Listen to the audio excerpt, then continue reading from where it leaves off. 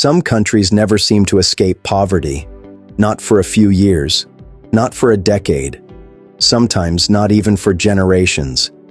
And if you've ever looked at it closely, you've probably felt that quiet confusion, because on the surface, it doesn't make sense.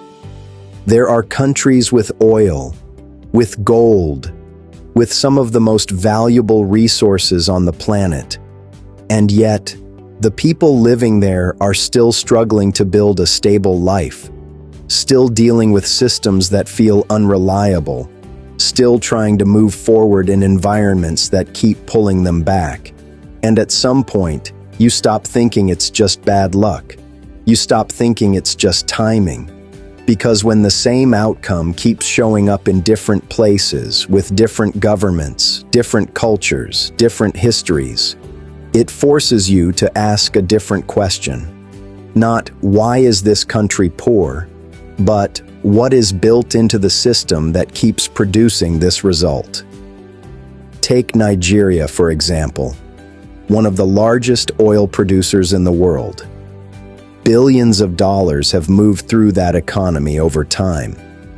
And yet, for many people living there, daily life still involves dealing with inconsistent electricity, infrastructure gaps, and an environment where planning long-term can feel uncertain. People work hard, they hustle, they build small businesses from scratch. But the system doesn't always allow that effort to compound the way it should.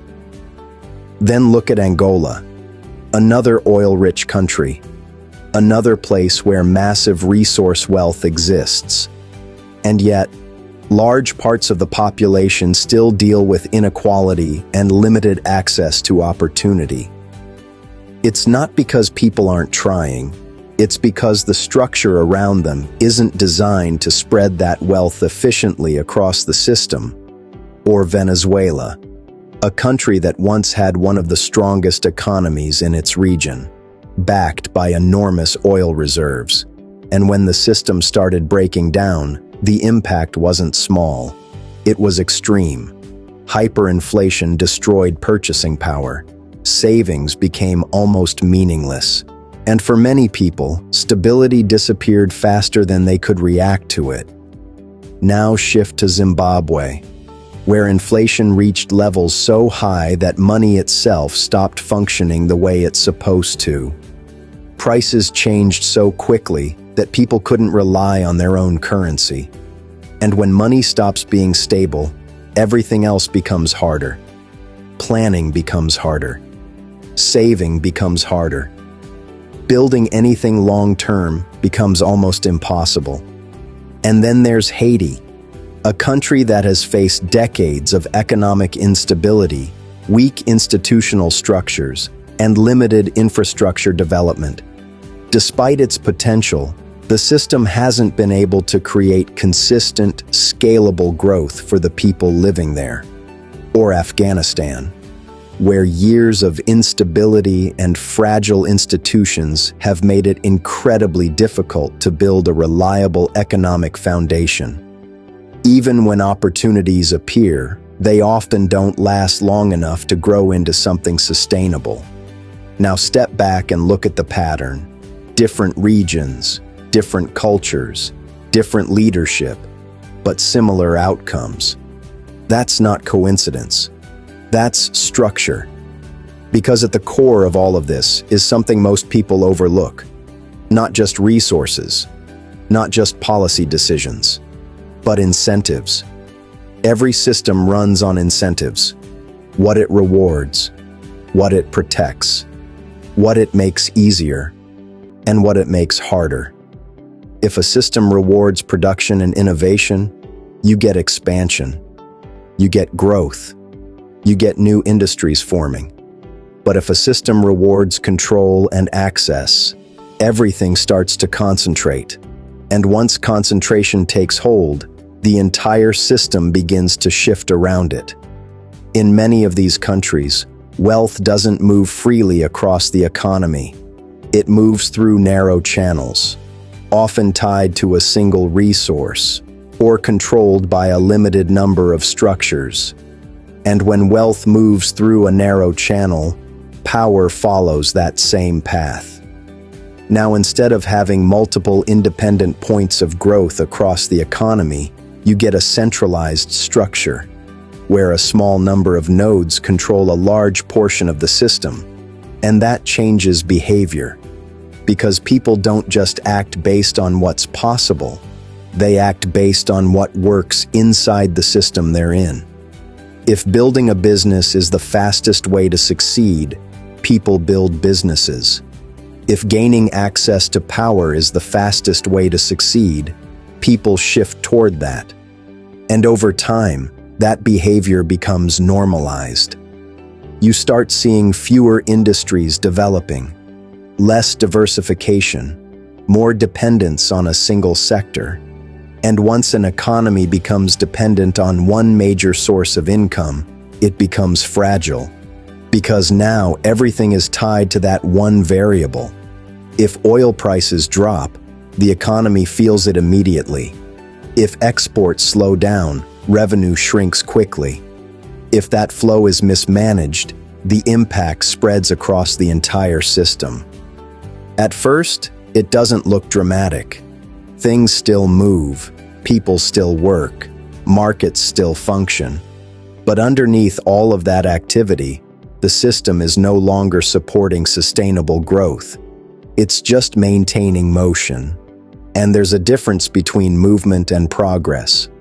Progress builds forward. Movement just keeps things going. And when a country gets stuck in that cycle, breaking out becomes extremely difficult. Because now you're not just dealing with economic challenges. You're dealing with patterns that have been reinforced over time. People adapt to the system they live in. If the system doesn't reward long-term thinking, people shift toward short-term survival. If the system feels unpredictable, people become cautious. If trust in institutions is weak, people rely on alternatives. And that changes how the entire economy behaves. When institutions are strong, rules are predictable, decisions are consistent, people know what to expect. And when people know what to expect, they're more willing to invest, to build, to take risks. But when institutions are weak, everything becomes uncertain. Rules can change without warning. Decisions can feel inconsistent. And trust starts to break down. Once trust breaks down, the system becomes harder to navigate. Businesses hesitate to expand. Investors hold back. Entrepreneurs scale slower. And over time, that lack of confidence slows down growth across the entire economy. Now capital becomes cautious. Instead of flowing freely into new ideas and industries, it stays concentrated. It avoids risk. It moves toward areas that feel safer, and that limits opportunity even further. Now you have a system where opportunity exists in theory, but is restricted in practice. And over time, that gap becomes reality for millions of people. This is why you can have a country that looks wealthy on paper, but feels very different in everyday life. Because the wealth exists, but access to it doesn't. Now here's the part that makes this even more difficult to change. Once a system is built around certain incentives, it begins to protect itself. The people benefiting from the system have little reason to change it. The institutions built around it are designed to maintain it, and the longer it operates this way, the more stable it becomes in its current form, even if that form isn't producing broad prosperity. So when reforms are introduced, they often don't go deep enough. The surface might change, but the structure underneath stays the same. And if the structure doesn't change, the outcome doesn't either. Now bring this down to the individual level, because at the end of the day, systems don't affect countries in abstract terms. They affect people trying to build something, people trying to create stability, people trying to move forward. And when those people operate inside a system that limits how far effort can go, they adapt. They become more cautious, more focused on immediate outcomes, less willing to take risks that may not pay off.